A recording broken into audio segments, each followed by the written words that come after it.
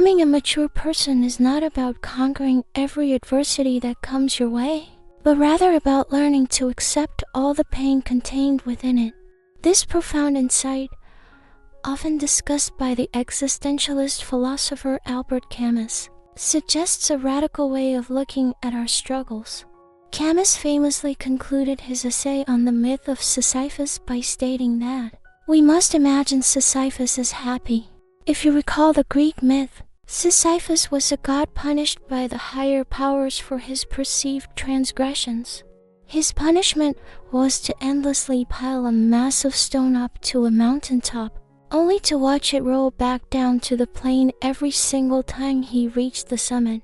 He was forced to start all over again, repeating this grueling, seemingly meaningless process throughout his entire life. Yet, in the midst of that apparent despair, Sisyphus was still able to remain calm, focused, and steadfast on this endless journey. We need to understand that his state of mind was not one of weak resignation or defeat, but rather a courageous reconciliation with the inherent paradox of existence. Maturity is that specific moment in a person's life when they finally see the truth. Life is always full of unexpected and unpleasant things. It is a landscape of rejections, moments of cold disapproval, mismatched relationships, broken objects, devastating losses, or unexpected events that come crashing down upon us like a rock rolling down a hill. Just as it has reached the top, in those moments you might feel distressed, confused, and overwhelmed. You might cry out in agony or scream at the sky in frustration. That is a natural human reaction. However, a mature person can still choose to accept this pain as an inevitable part of their journey and learn to live with it consciously. As Eastern philosophy beautifully suggests, life is very much like a pot of green tea. It is only by enduring the heat of the boiling water and immersing oneself completely in it that the tea leaves will finally release their hidden fragrance. When we can stop demanding that the world operate according to our specific will, and when we fully accept the pain that life offers, we finally find true freedom within that very imperfection. Hi and hello everyone. Welcome back to Improved Version, a channel dedicated to sharing profound knowledge on holistic personal development through the wisdom found in great books. We are so grateful to have you here. Today, Improved Version would like to share with you a classic of English literature, the novel Jane Eyre, written by the world-renowned British author Charlotte Brontë. When you read this timeless story, you will come to understand that a truly mature person is not someone who possesses the magical ability to overcome every obstacle perfectly. Instead, maturity is found in someone who knows how to accept all the suffering that arises when things do not go as planned. But how do we distinguish between positive acceptance and the passive, diluted state of resignation? How can one survive in the boiling water of life while still cultivating a fragrant aroma for the world to experience? Today, we will reveal 3 inner wisdoms found within the journey of Jane Eyre on how to fully accept suffering. These lessons will help you progress on your own path to true maturity, allowing you to live a life of absolute freedom while creating happiness, even within the world's many imperfections. Now, please get comfortable and listen to the music of these ideas. The first step toward accepting suffering fully requires beginning with the wisdom of self-respect. In the early chapters of the story, we find Jane as a young girl, already a victim of a harsh fate. An epidemic originating in France claimed the lives of both of her parents, leaving her an orphan at a tender age. The 13-year-old girl was adopted by her uncle, Mr. Reed. But to make matters significantly worse, only a year later, her only loving relative also passed away from a sudden illness. This tragedy snatched away Jane's last glimmer of hope and protection. From then on, the little girl was systematically bullied at her own uncle's mansion, Gateshead Hall. Her cruel and aggressive cousin, John Reed, constantly mistreated her, subjecting her to physical and emotional torment. Meanwhile, her aunt, Mrs. Reed, always defended her son's abusive behavior, seeing Jane as a burden and a thorn in her side. Jane often had to hide in the dark corners of the house, just to avoid her cousin's attempts to harass her. Every time he came near, every muscle in her small body tensed up in a state of high alert. Jane tried her best to be careful and stay out of the way, but her aunt still found reasons to beat and scold her all day long. On one fateful afternoon, the tension reached a breaking point when Jane was hit on the head by her cousin until she bled. In a rare moment of self-defense, she jumped up to fight back, but her aunt, without listening to any explanation, immediately locked her in the Red Room, the very room where her uncle had died, and which was rumored to be haunted. The little girl cried out in sheer terror, begging to be let out until she eventually fainted from the psychological strain. Even then, the woman showed no mercy and kept the door locked. In this mansion, even the servants felt they had the right to scold her at will. Jane was living like a scurrying mouse, enduring endless days of suffering in an environment defined by injustice and cruel mental oppression. One of the maids, Bessie, advised her to stop being so defiant. She told Jane not to think that just because she lived in the mansion, she could be like the Reed children. She told her that she must learn to be obedient and compliant for life to be easy. But Jane did not listen to that advice. The moment of utter terror in that Red Room gave her a profound realization. She understood that the cause of all this misery was simply that she did not belong in that toxic environment. Instead of falling into the trap of blaming herself or despairing about her lack of privilege, she realized that the injustices occurring around her were not her fault. She understood deeply that suffering does not define a person's worth and that she, as a human being, fully deserved to be treated with kindness. Therefore, Jane did not choose to passively endure the situation in a way that crushed her spirit. She refused to become a tool to serve the cruelty of her aunt's family. In essence, she shows us that accepting suffering is not about total resignation or becoming a mental slave. It is about maintaining one's self-respect even when the world tries to take it away. Think about this in our modern context. Why are psychological phenomena such as chronic stress, insomnia, and self-isolation so common in our society today? One of the main reasons lies in how we react to adversity. When faced with injustice, or when things simply do not go our way, many people easily fall into a downward spiral of despair, helplessness, and self-reproach. They keep questioning themselves with resentful, unanswerable questions. They ask, is it because I'm incompetent? Or is it because I'm underprivileged that I'm treated this way? They wonder, why would he or she treat me so unfairly? Or why can't my parents understand me? Instead of helping you find actual solutions, those unanswered questions become a heavy psychological burden. They trap you in feelings of helplessness and self-blame. We see this resignation to toxic relationships everywhere in the world.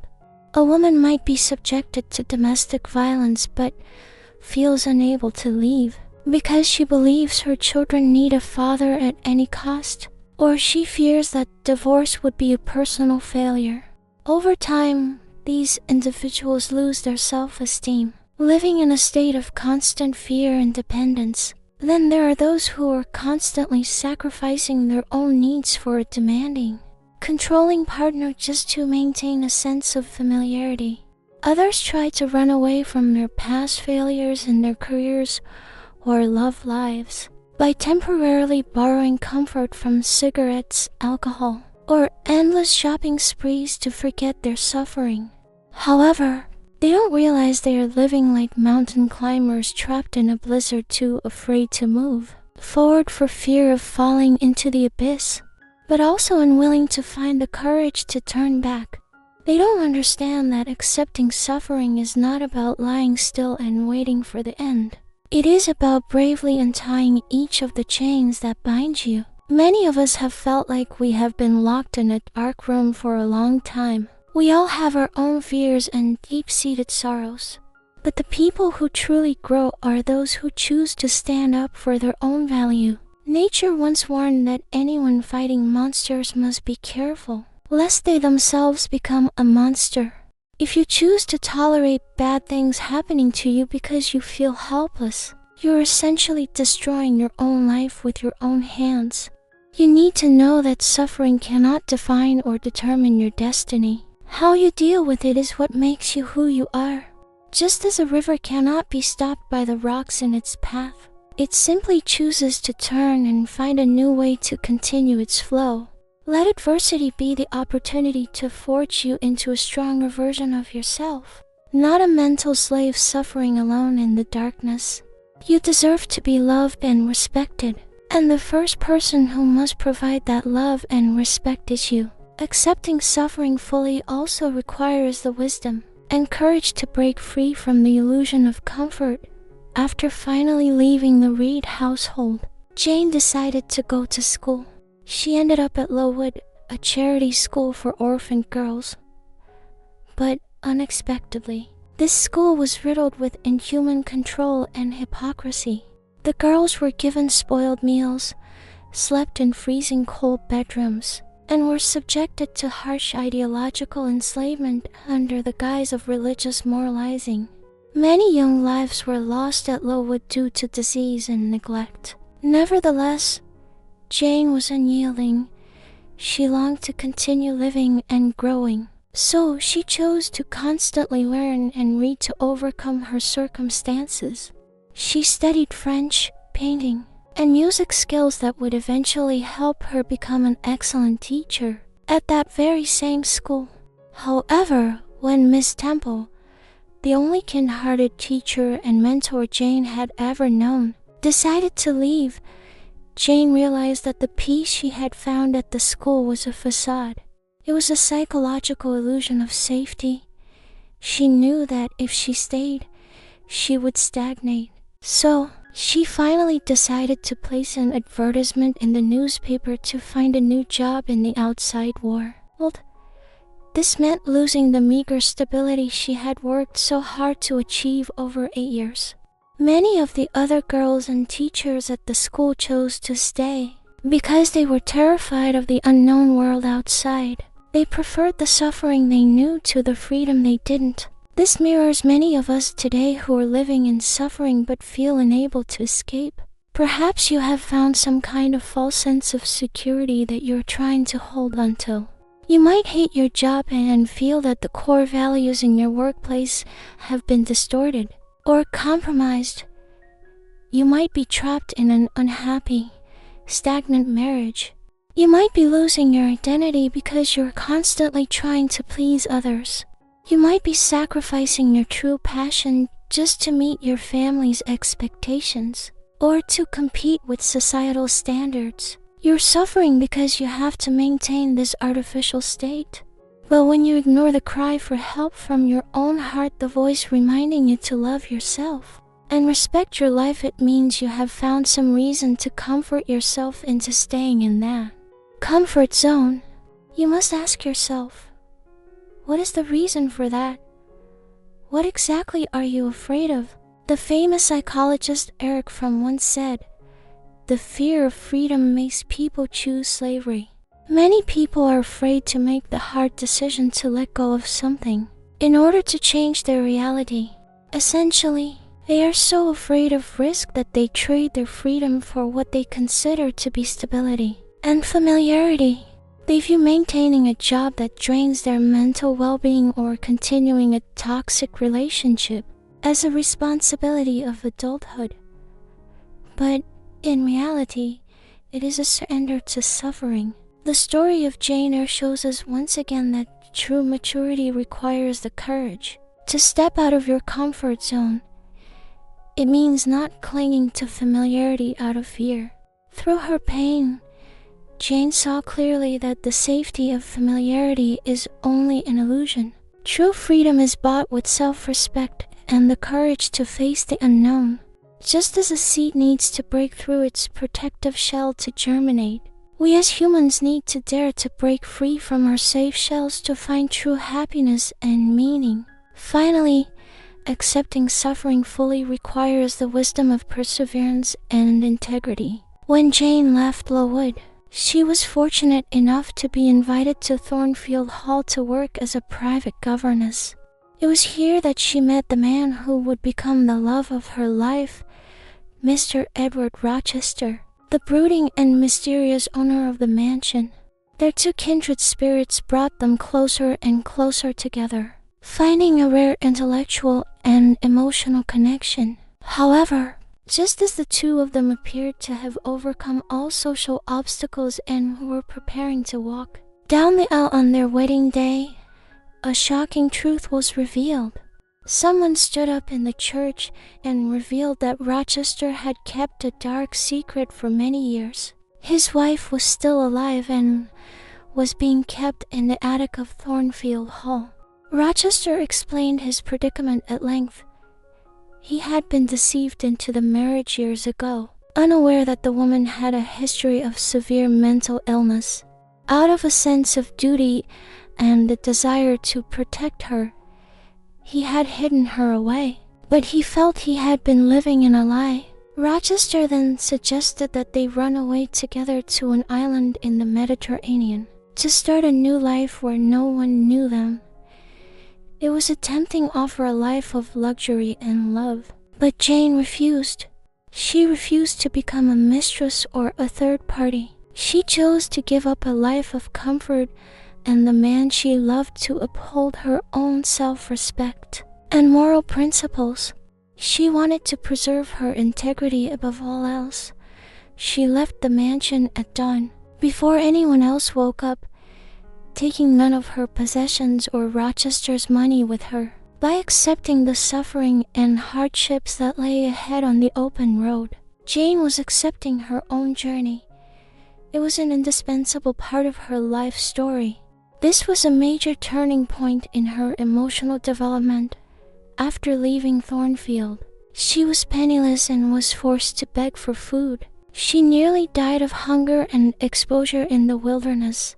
Fortunately, she was saved by a clergyman, St. John Rivers, and his sisters, whom she later discovered were actually her cousins. After being rescued, Jane used her abilities to apply for a teaching position in a small village. Through her knowledge and strong character, she earned the respect of the entire community. At the same time, she received a marriage proposal from St. John Rivers. He was handsome, young, highly educated, and offered her a path to a meaningful life as a missionary in India. On the surface, he was a much more perfect match than the flawed and already married Rochester. However, Jane realized that St. John's proposal did not stem from actual love, but rather from a cold desire to use her as a tool to fulfill his religious mission. He saw her as a useful worker, not a beloved partner. Jane refused him, stating that marriage and love should stem from sincerity and mutual affection, not blind self-sacrifice or a sense of duty. At that very moment, she experienced a mystical experience. She thought she heard Rochester's voice calling her name. Through the wind, she decided to return to Thornfield to find news of him. When she arrived, she found Thornfield Hall in ruins. Rochester's wife, in a final fit of madness, had set the house on fire and committed suicide. In his heroic efforts to rescue his servants and his wife from the flames, Rochester had lost an arm and had been left nearly blind. By this point, Jane was no longer a poor, nameless girl. She had learned the truth that her deceased uncle had left his massive inheritance to her. She was now a financially independent woman, but when she saw her beloved Rochester now broken, scarred, and impoverished, she did not look at him with disdain or arrogance. She did not fear the difficulty of caring for a disabled man. Instead, a warm, peaceful, and mature lover rose in her heart. She clearly wanted to be the support that Rochester now needed. Looking back on Jane's life, we can't help but see that no matter the circumstances, she always accepted suffering as an inevitable part of life. She never gave up or ran away from adversity by compromising her soul. Instead, she transformed that adversity into the strength needed to create true, earned happiness. This maturity comes not only from unwavering self-respect or a willingness to let go of material things, but also from the wisdom of steadfastness. Jane did not regret the past, and she did not worry about the future. When she abandoned her aunt's home, a place of food and clothing, but where her soul was trampled, she didn't regret it for a second. After years of struggling at Lowood, she once again let go of stability, unafraid to face an uncertain future. When she learned of Rochester's secret, she didn't fall into a pit of self-pity or regret her sincere feelings for him. Instead, she assessed the situation calmly, understanding Rochester's helplessness but choosing her own path nonetheless. Even though letting go meant facing extreme poverty and uncertainty, she did not let anxiety deter her from her choice. At the end of the journey, standing before the man she loved, who was now a shadow of his former self, she felt no regret for rejecting the perfect marriage to St. John Rivers. She chose Rochester not out of a sense of obligation, but because she placed her sincere heart above any practical calculations. And then, as if the universe were rewarding her integrity, a miracle happened. Rochester eventually regained his sight in one eye, allowing him to see their first child.